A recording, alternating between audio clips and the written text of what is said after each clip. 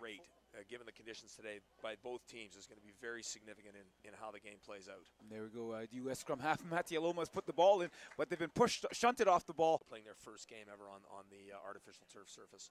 Definitely trying to get some nerves out of the way. The U.S. has put the ball into the scrum.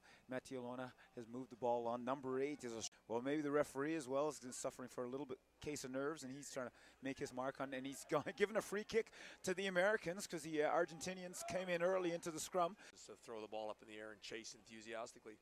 You're right, Ian, and unfortunately it might turn out that way, but we still might see some adventure from both these sides. As the referees, the scrum and their handling of the scrum is one of the key 5 areas that they must do well to, in their reports. Well, I think this is just. Well, the U.S. man down in the scrum, put it in, and look at Argentina just drive that ball forward, just taking it forward. Now they've got defending with 14 players, and so we'll see how the States go. Yeah, well, the Argentinians have shown their eagerness to get into the scrum, a bit too eager. They've gone in early.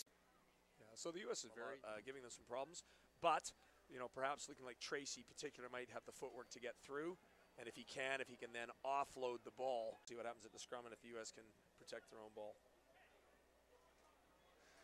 Oh well, Ian, as you mentioned, that's no advantage to them to have a scrum against Argentina.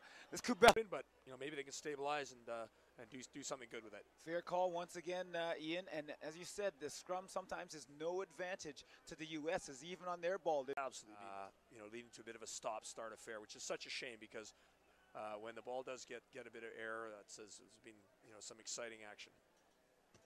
U.S. to put the ball into the scrum just inside their 22. Benny Matialona, who's soldiered on pretty well but behind a beaten pack tonight, to be honest.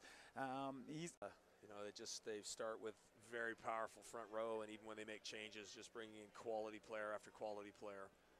Well, it's good. It's managed to get out of the scrum on 8 minutes of the game. And so true. It's a feature of the modern game that the reserves usually play some part, all of them.